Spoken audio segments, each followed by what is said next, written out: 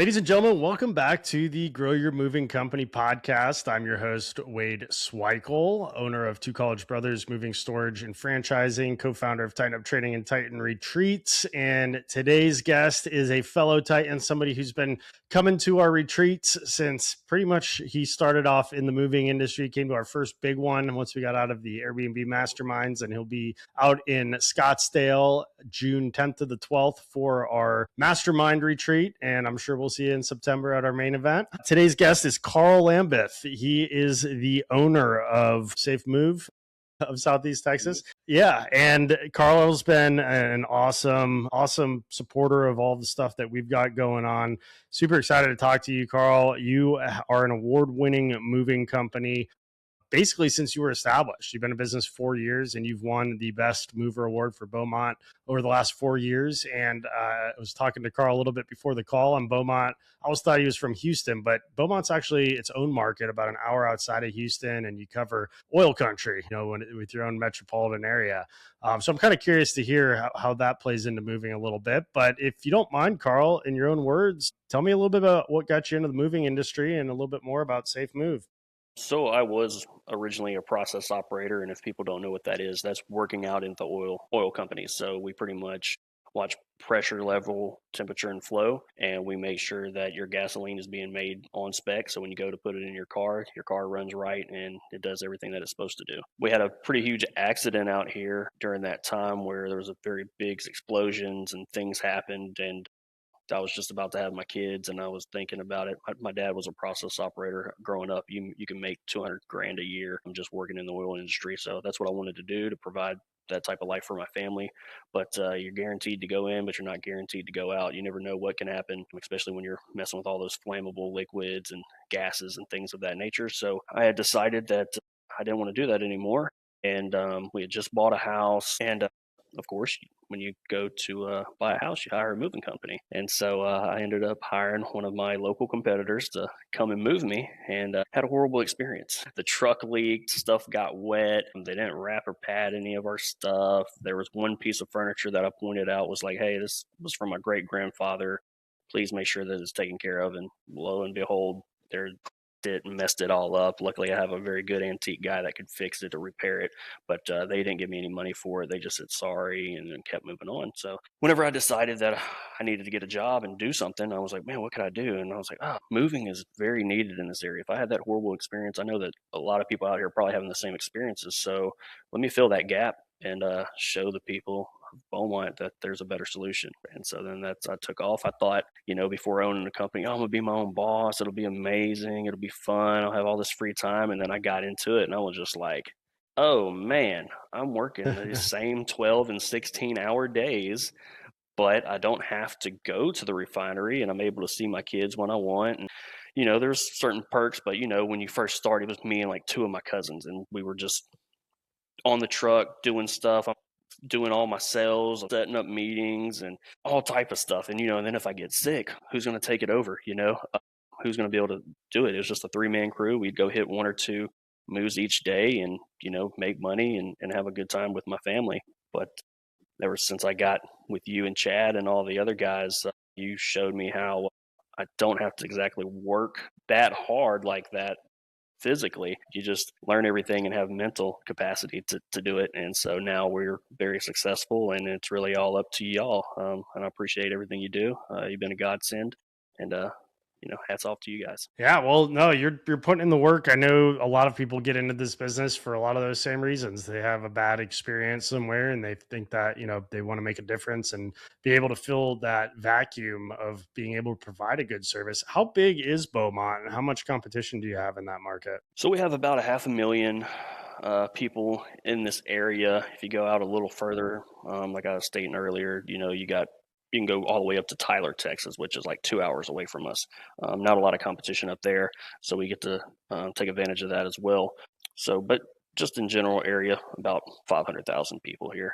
We do have some people that are affiliated with van lines. They're much older. I'm probably one of the youngest moving company owners out here, and they had a big thing about rogue movers, and I did everything right. I'm a legit moving company, so when they wrote the article, they included all of us. There was like 4 of us, but we might have like 15 moving companies in the area, and a lot of people just don't understand what it is. Sometimes they're shopping around for price, and we go through all the whole Andy Elliott sales process with you, but I'm not going to take up all your time on that. So we're selling quality, and that's our market, are these people. And like you said, how it plays in, these people making $200,000-$300,000 a year, those are the type of people that I want to take care of.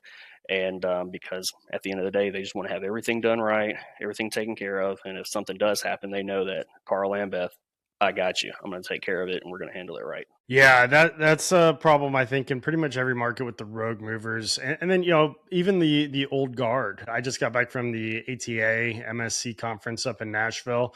Unfortunately, wasn't there as long as I would have liked due to some travel delays, but it still got to get around a whole new segment of our industry. And there's multi-generational people, a lot of van lines, a lot of agents. There were a lot of independent movers there too, but it's I know that there's a lot of struggles with the people in the industry, the old guard aging out, and finding over the road drivers and the operators, and a lot of these companies are second, third, even fourth generation companies. And sometimes the kids don't want to carry on the family legacy, or they're just brought up in it, and that the only thing they know is the old style of how things work without all the new technology and all of the new developments that we've started to see over the last several years. So I think you got into it at a really good time. And one thing I love about the size of your market, that 500,000 market size is actually a really good place to be, like with a sweet spot usually in most markets, because it tends to be underserved. You don't tend to have the attention of a lot of the really big companies that have unlimited resources that go in there.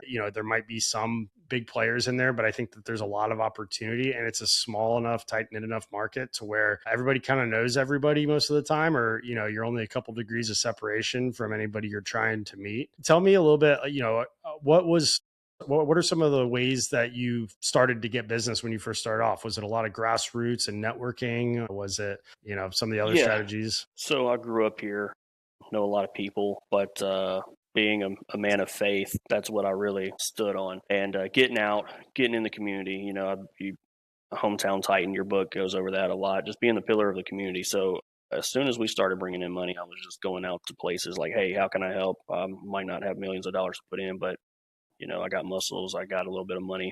Let's try to do something and change our community. So once people started seeing that I was the only moving company really doing that, that got our name out there a lot. So if you go on Facebook and any of these like local groups that we have out here, we usually get mentioned 5 times to everybody's one. So that's one big driver. And then, starting to learn SEO and stuff like that from you guys, we started kind of doing that as well. And, got our website up and running really well. I kind of came in, I know a lot of you guys, I would say older because you've been in the game longer than I have, but you talk about the golden age of COVID. That's whenever I hopped in. So, dude, as soon as I hit my button on my Google My Business, the phone started ringing. I was like, that's crazy. Like, I didn't expect it to happen. We just started taking calls and getting going. So that was exciting. But yeah, man, it's been a great time. Like I said, just getting with y'all. Now I'm able to have time to be able to do podcasts with you and do things. So it's all from you guys. Yeah, and I always say the best way to grow a business is to provide a consistently awesome experience where people want to go and tell their friends, family, coworkers, colleagues. The only problem with that is that building your business based off of repeat referrals can take a while. You have to. People don't move all the time. It's not like a restaurant where everybody has to go check out the new hottest place that just opened up in town, and then they keep coming back daily, weekly, monthly basis. A lot of times it's 3 to 7 years between moves. So, but once you hit about that fourth year, if you've been providing that good service up until that point, you really start to see it. You've been established in the community for a while. You've got awards, accolades with the Best Movers Award in Beaumont, and I just saw an email that's opening up for us this year, or it's about to open up for us for this year. And we've been heavily involved in winning those awards as well. And I think that stuff just goes a long way in adding credibility in your community, especially early on. I mean, there's an argument to be made that it's just a marketing ploy for the newspapers to try to get some money from some people that otherwise don't advertise with them. But at the same time, the average consumer doesn't know that, it's a pay to play, and it doesn't even have to, it's not always a pay to play. A lot of times it's not. You can enter it for free. It's just they try to sell you those ads to get it in front of people. But what have been your strategies with the best of the best, since it's, I think a lot of markets, those competitions are getting ready to open up. You've won it all 4 years you've been in business. How do you get votes? What's your strategy there? Well, from you, raving fans, So we do a lot of like the nonprofit events. I do it all for free. I lend my trucks, I lend my guys. We set it up. They have the gala, they make money. And then you're in the rooms with some lawyers, some doctors, judges, owners of the oil companies. And, I make sure that I have a touch point on every single one of them. And talking to them, introducing myself, telling them what I do and how can I serve them. One thing I got is my wife is a realtor as well. So that helps. Nice. That kind of helps out. So I'm on top of all the events and everything. And so they like her, they like me. It's almost like, perfect duo. So she sells the house and I move them. Nice. How often do her home sales convert to a move? Almost every single time, unless these people are just, because I already got kind of some information from them, from my wife. And so I try to meet them and talk to them and close them, but sometimes they might say, oh, we got some sons or whatever, and hey, she's already made the deal, we've already made money on it. So I try not to like pressure them to make her look bad. So I'm just like, hey, well, if you ever need help, definitely let us know, we'll take care of you. But almost every single one. And then she works for Coldwell Banker, so there's a lot of other realtors there, and we do events and sponsor their stuff for them all the time. So that's another big thing. All the title companies around here, they'll blow me up. Hey, we're having this thing, we're doing this learning thing. And so I just make an attempt to go there every single time and try to work out some type of deal with them. If it's $25 off for their people or whatever, people love those types of deals. So I try to give them to those trusted realtors, say, hey, it'll make you look good. They get money off of it and they're going to have a great move. So. Yeah, what I've found with realtor networking is that going deep into the ones that are going to actually send you referrals, that are actually selling houses, typically it's like the top 10% sell 90% of the houses. Realtors love to play the realtor card to get special treatment and special deals, but it has to be a two-way street. And you've got the best situation there because you've got the best relationship you can possibly build with a realtor. You've married one, and obviously you've already built that trust and rapport to where, that's easy to get in with those customers. But I think even, you go do these presentations and realtors are like, oh yeah, I'll send you business. Okay. They sell 20, 30 houses over the course of a year. It's like, they sent you 2 referrals. Well, it's a lot of times you're not going deep enough. You're not staying front of mind with those agents. You're not building enough trust with those agents. You're not making a what's in it for them. They're just trying to protect their commissions. They're trying to get their own repeat and referral business and save face, at the end of the day, and not let a mover go screw up their reputation if they don't do a good job. So it takes some time and some creative strategies to really, to get those, because there's no reason why you shouldn't be getting moves if you've got a great realtor connection like you do, getting the vast majority of the people that they're buying or selling with to hire you. It's just a lot of times the realtor forgets about you. You come later in the process. There's not really a lot of what's in it for them right off the bat. But there's ways to create that what's in it for them. Hey movers, it's Wade Swikle, and you're listening to the Grow Your Moving Company podcast. If you've ever wasted money on marketing to the wrong homes, listen up. This is why I use USA Home Listings.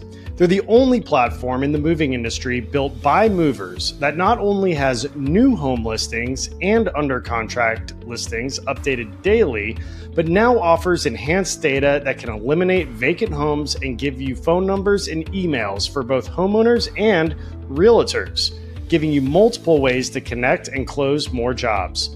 Their vacancy AI tool removes empty homes so there are no more wasted mailing efforts, and their Tier 2 data takes it further, providing highly accurate contact details for both homeowners and realtors for email, phone, and social outreach. The result? Higher conversions, stronger ROI, and more book jobs with less spend. Check out usahomelistings.com because it's where real movers get real leads. And, I'm curious if being married to a realtor, has allowed you to connect more with the real estate community, or if they see like other realtors from other brokerages, if they see her or you as like kind of competition to them, or is it helped? Has it hurt? Has it been neutral because you've been able to go deep within Coldwell Banker? Yeah, I feel like a lot of the people, and like, I also ran for like school board, and I'm politically active in the area. But another little like cheat code that I do is usually whenever I go to these events, people bring like things to be raffled off or whatever, and so I just make sure that mine is the best. So like I'll give away AirPods and stuff like that. Spend 100, $200 on like a gift. So whenever they're doing it, they're like, "Oh, here's a $5 Starbucks card." I'm like, "Well, shit, I got these two AirPod Maxes, man. Here you go. Get those." And then they're like, "Oh my God, this dude here, like, he's amazing." And so they give them away. We make sure we capture that moment, take pictures. Now they got something for their social media. They're gonna plug Safemove. They're gonna plug me. And so I always try to take advantage. Like if I'm gonna spend some money on some sponsorship, then let's do it the right way and not half do it. Just go all the way in and show them that I care. So that's one thing that I do there. But most of them, they really like me, and they know at the end of the day, I'm going to take care of them as well.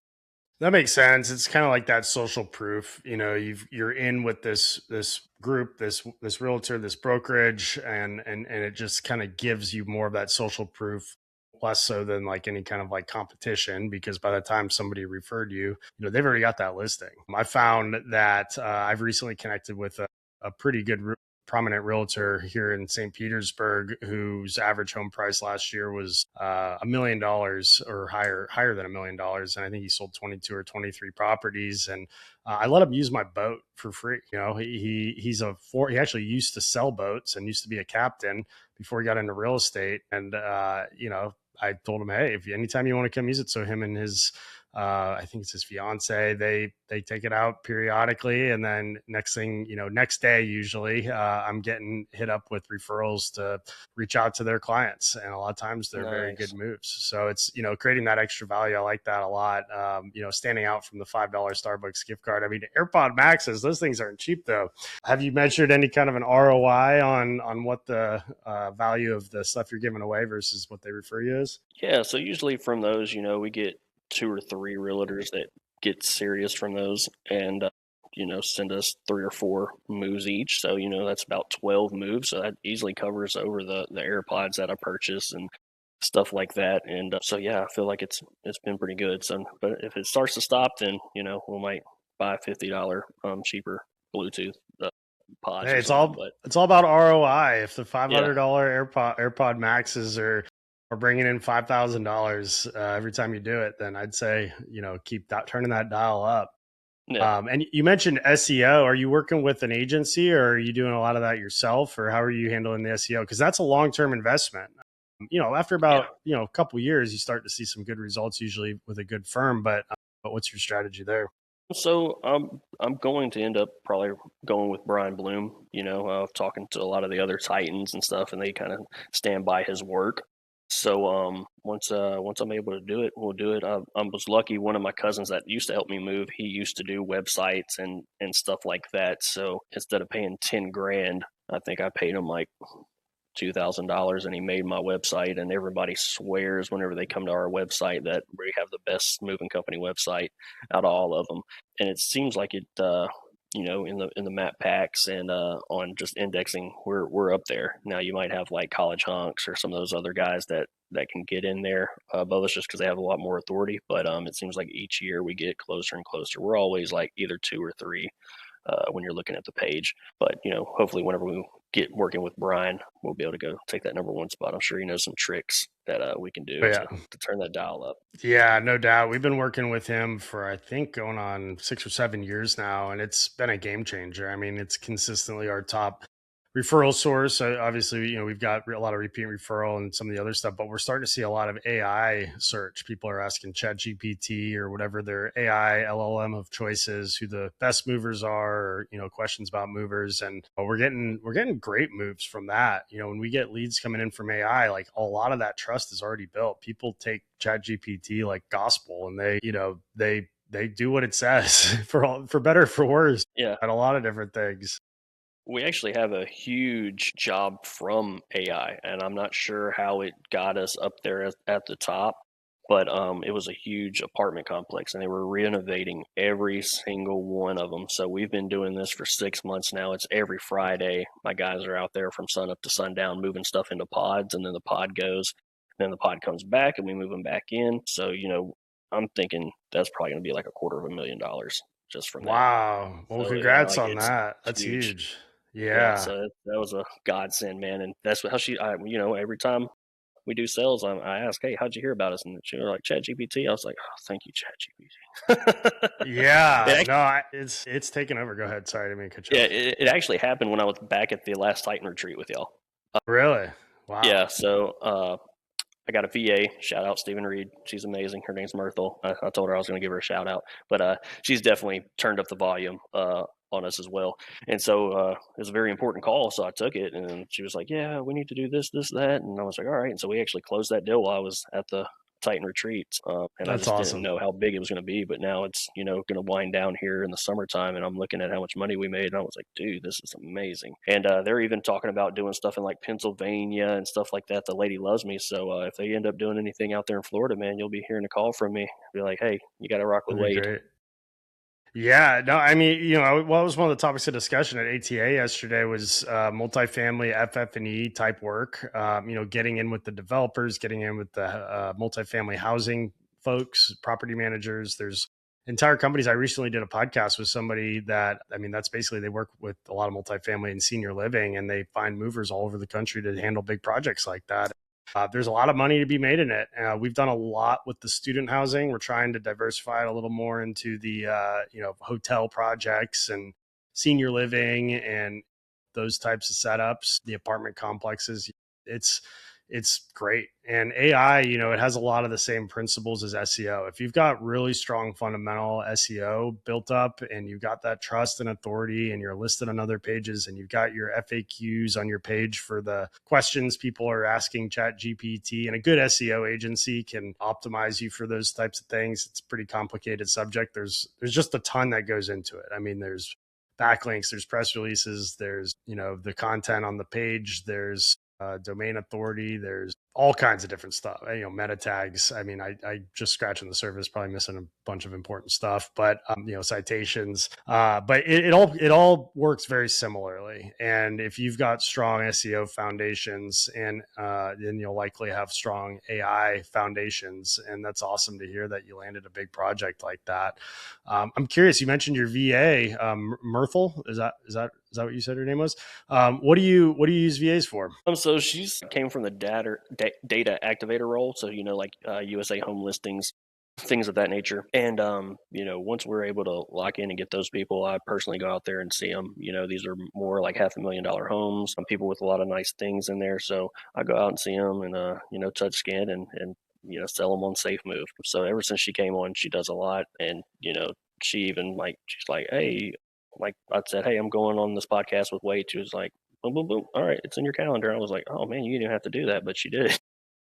That's awesome. So So kind of like an executive assistant type of function. Is she doing any like yeah, customer facing sales calls or anything? Any prospecting? yeah. So we have the dial pad, and she does get a percentage on like closing deals.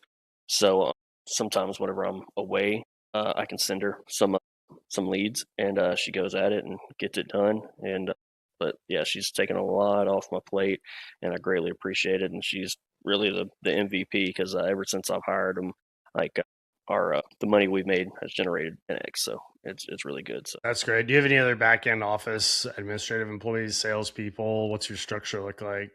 another great thing that I could say was the guy that I brought to the moving Titan retreats last year. His name was Dylan. I brought him to that, and it changed his life completely.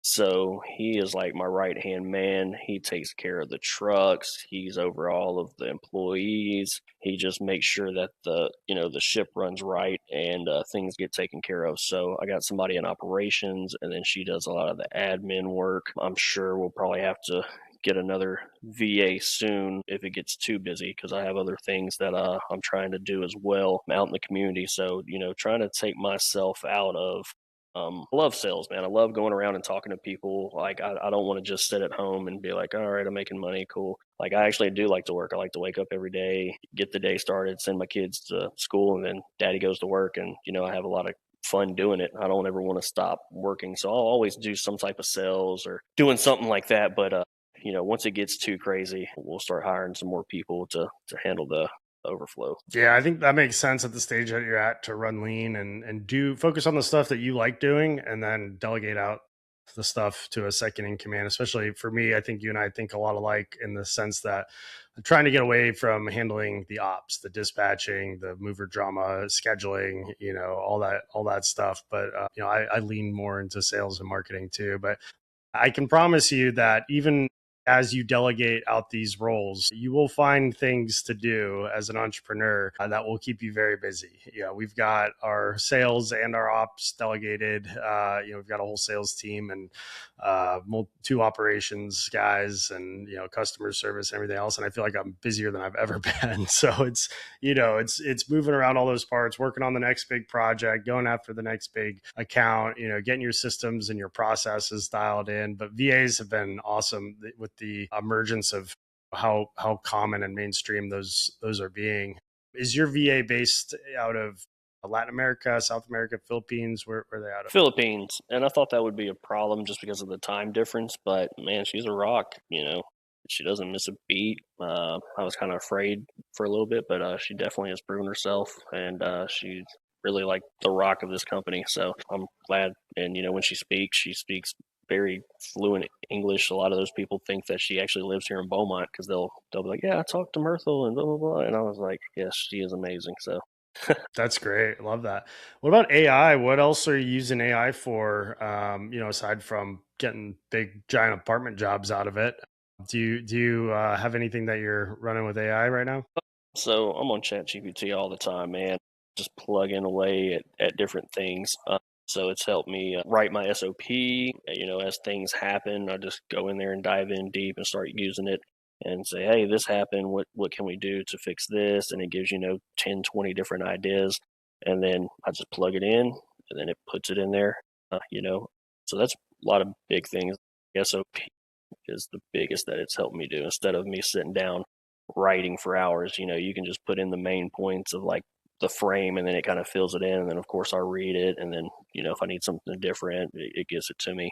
I'm also doing something. We have a professional arena football team here, and I kind of joined on with them to help get corporate sponsorships and things of that nature. We're the only team in Texas, and it's called the AF. It's going to be a lot of fun this year. I love football, and so I do a lot of stuff on ChatGPT for that. Or if it's politics, things of this nature, I put all that stuff in there and find out ideas and give it to our leaders and say, "Hey, I think this would work. I think this would do it." It makes you seem like you're very intelligent because you can come up with a lot of different ideas very quickly off the cuffs.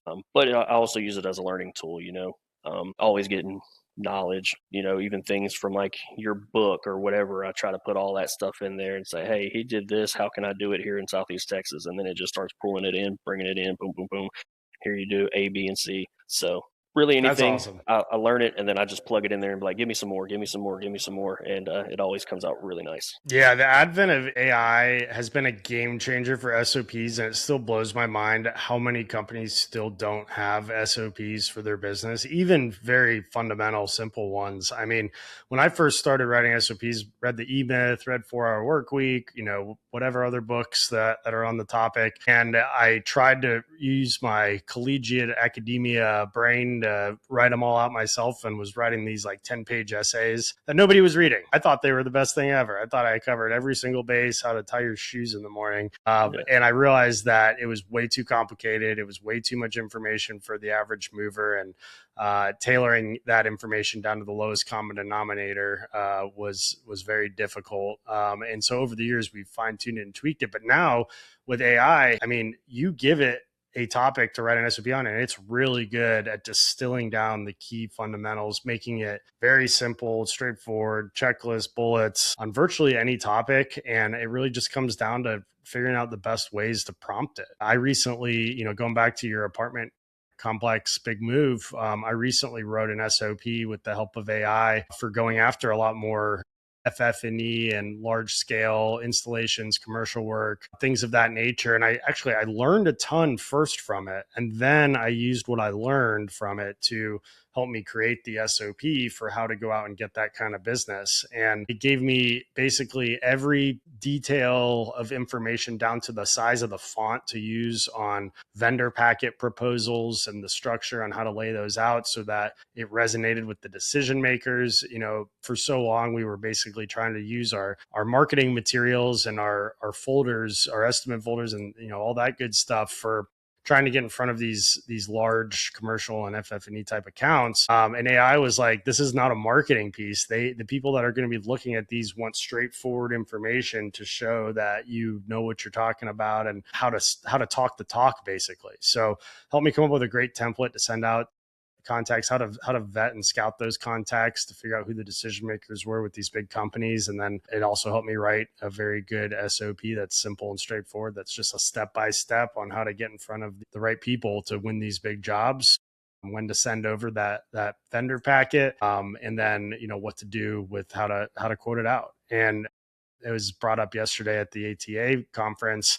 You can use that to help work up your proposals. A lot of those types of vendors, if you're doing storage and receiving and installation, they'll charge the storage and the receiving by the hundredweight. AI can help you determine what the hundredweight is, how to lay out and set up the right kind of proposal that'll make sense to the people that'll see it, and ultimately just make their job as easy as possible while also making my team's job as easy as possible to increase your chances to win the job. So I want to take a second and tell you all about Tighten Up Training. As a co-founder, we've spent months and months and months and a lot of money pooling together resources from some of the best moving companies in the world. And we're excited to bring this to an online platform available to any mover to use at an affordable price. Tighten Up Training has over 200 videos, including mover training, your highest turnover position, so that you can reduce claims, streamline operations, give your team the tools to perform at the highest level of service that generate repeat and referral business and allow you to charge higher prices, as well as sales training, marketing training, business development, leadership. We're adding more content as we speak. We've got legal training in there. We've even got door-to-door training for the moving industry, thanks to Lenny Gray at the Moving Titan Retreat. We've seen a massive explosion of moving companies jumping on to Tighten Up Training since the last retreat, and people are loving it.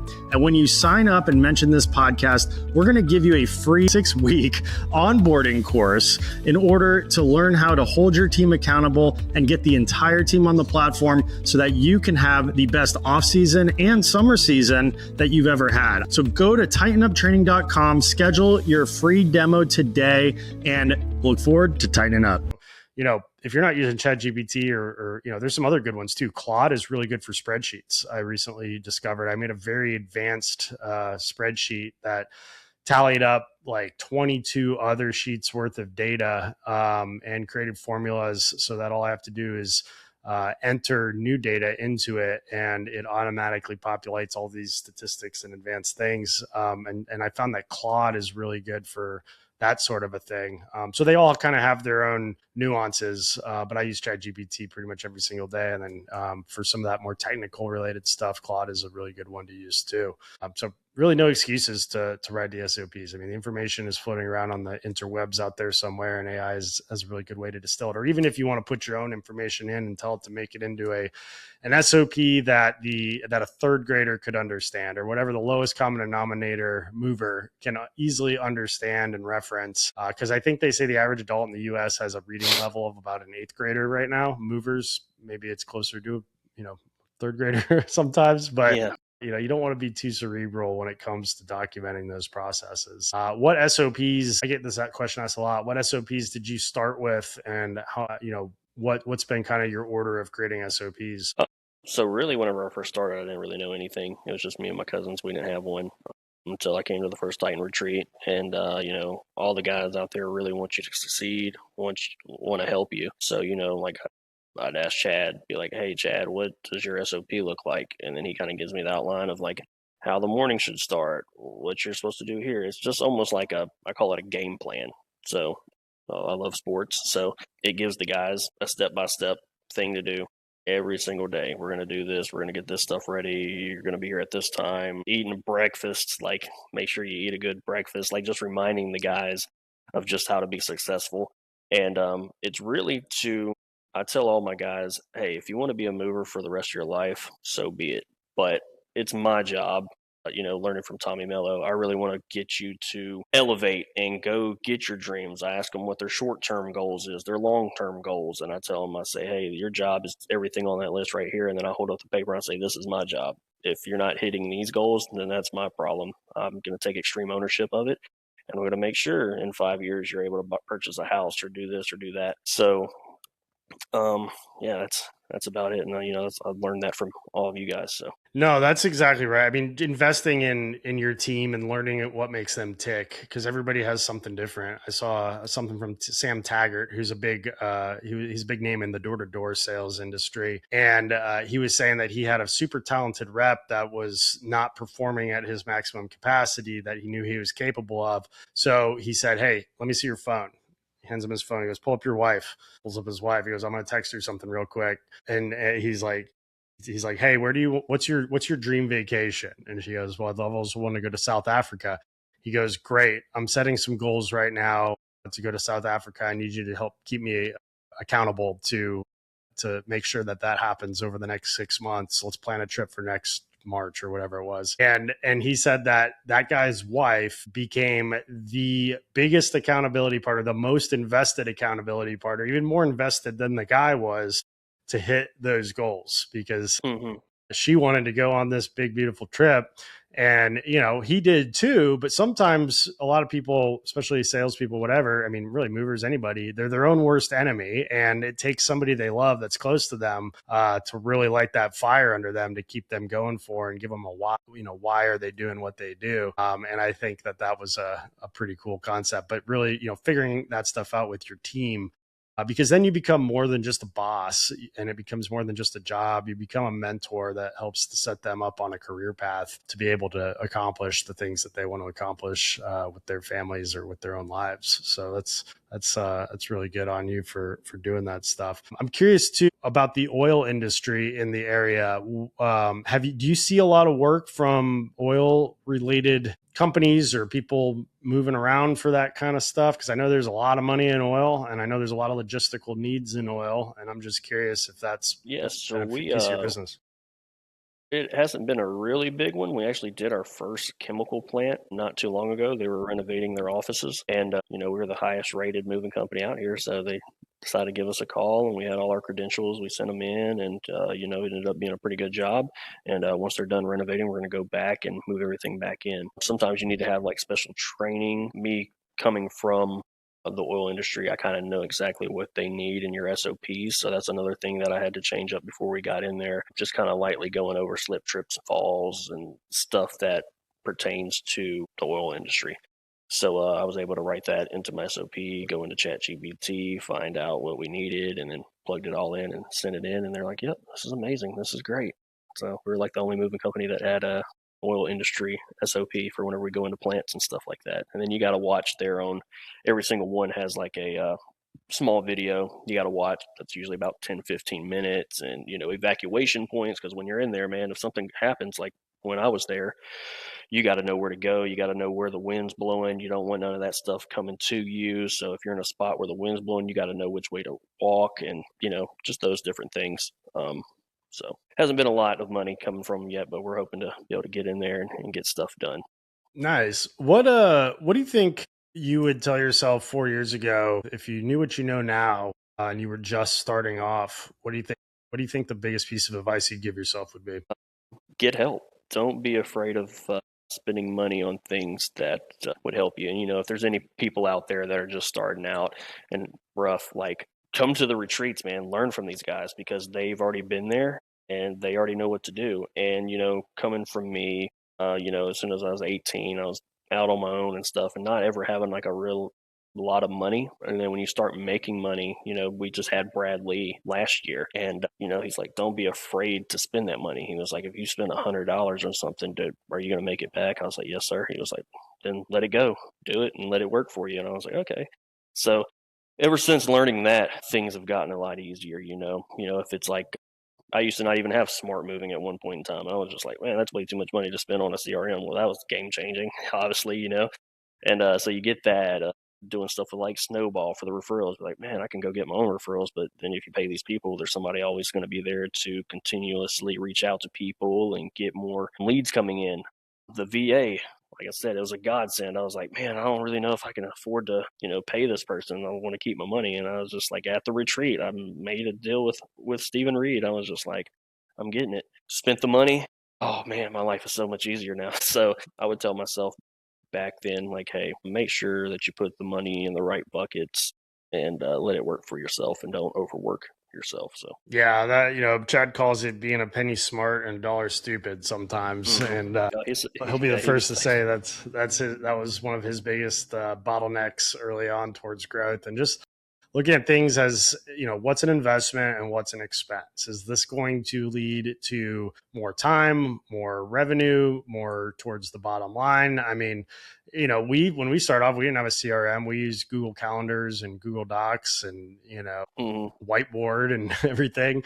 But the advent of the CRM and the more as they've become more and more advanced, I mean, smart moving is fantastic, and it just helps to make sure that you never miss a lead, never miss a move. You schedule guys, and I think a lot of companies aren't fully even utilizing all the features that are in there now because there's so many. I mean, ourselves included. They're always rolling out updates, and it's been a really powerful tool.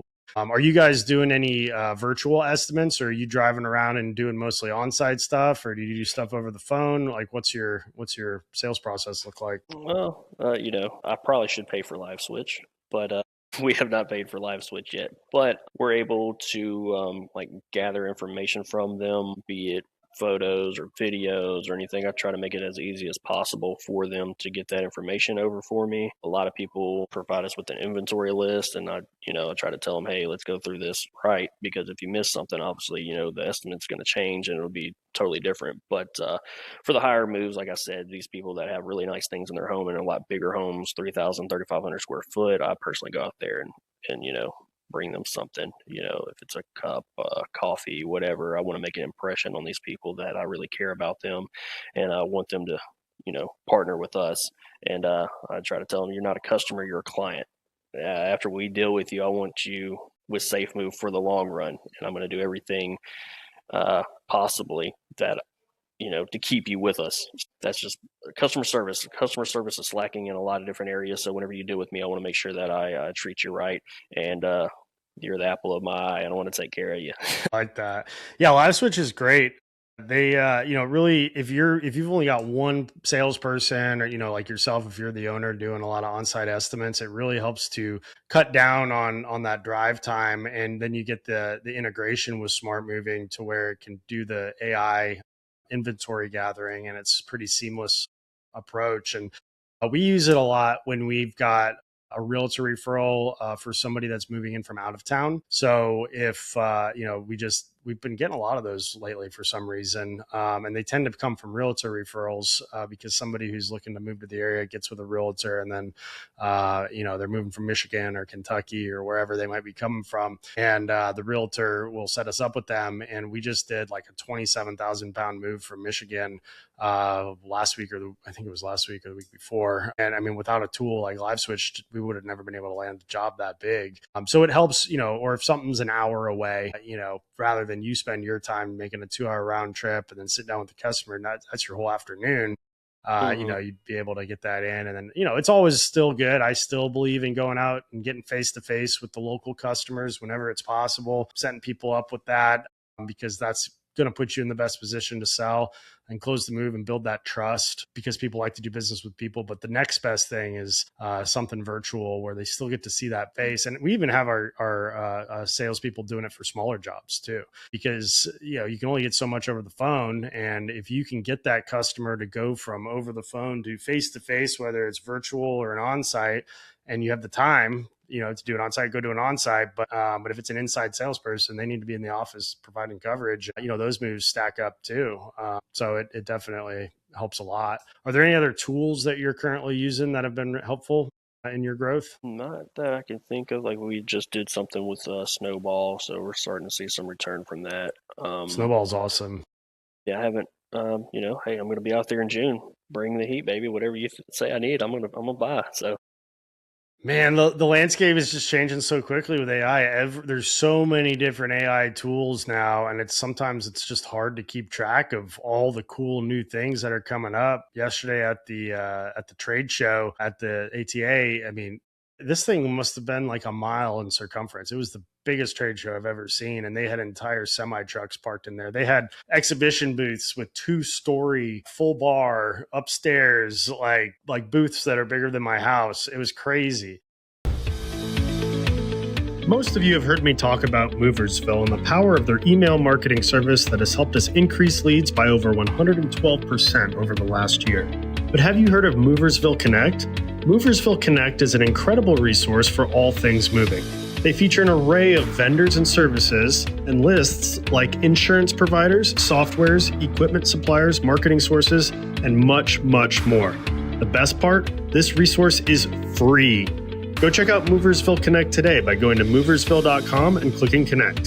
That's moversville.com and click Connect and discover the world of Moversville beyond email. yeah, But there's just it was just overwhelming how many tools are now available for truckers, for movers, home services, marketing, referrals, sales. I mean, it's crazy right now.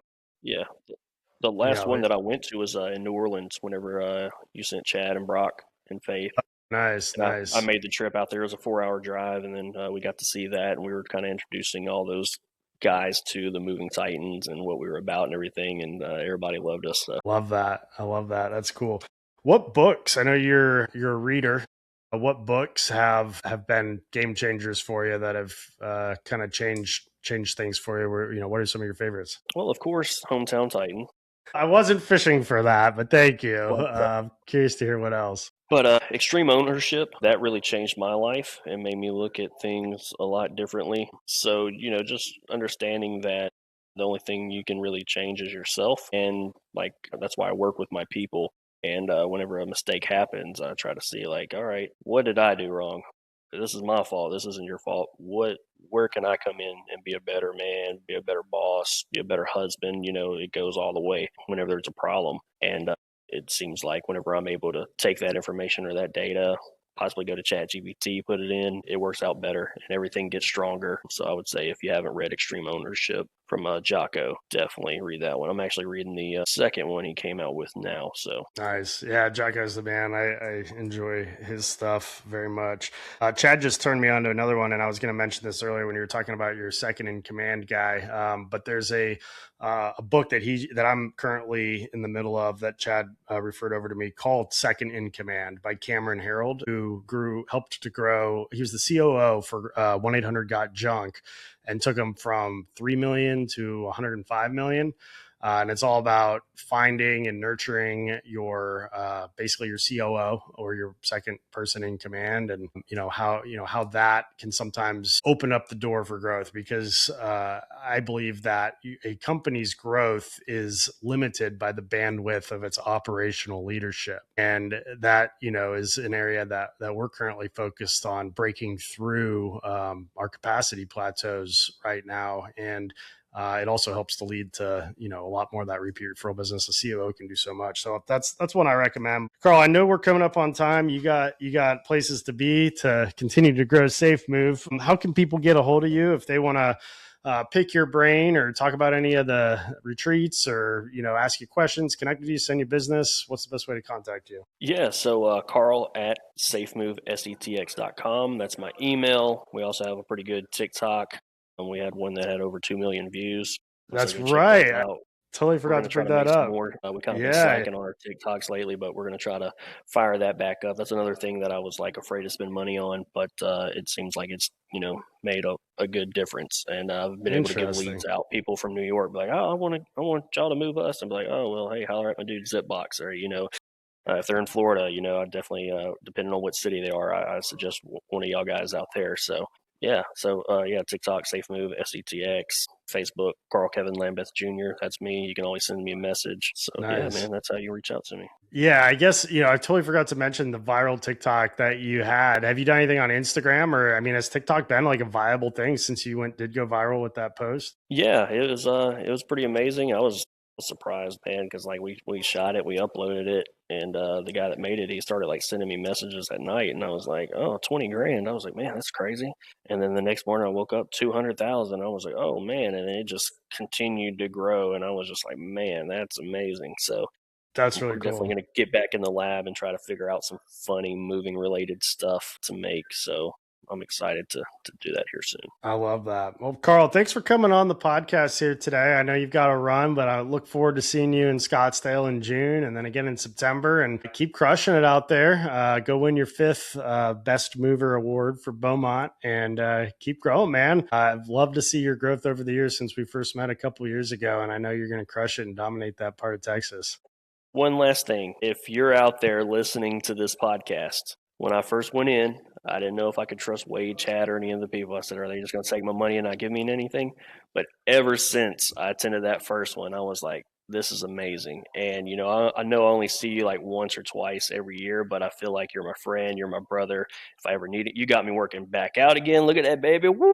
Hey, So, there you go. you know, challenges and, you know, it's like a brotherhood, man. And you get to have fun and stay connected and do a lot of fun things. So if you're on the fence about it, man, and like I said, if you're a person that was just like me, that was afraid to spend the money, don't be afraid to do it, because you're going to get 10X. You're going to find out all these little things that helped me go from when I was on the truck, working my butt off 16 hours a day, doing every single thing, to slowly growing. Sometimes people grow very quickly, but it's all at your own pace. Whatever you want, they got it all there. And I want to thank y'all guys again, man. You're a godsend. I love you all. And, you know, if I ever need anything, I still talk to Chad, Brock, Blake, Fitzpatrick. As soon as I call them, man, they pick up, hey, what's up, bro? And then, hey, I got this problem. I'm doing this. Oh, yeah, that happened to me too. Do X, Y, and Z.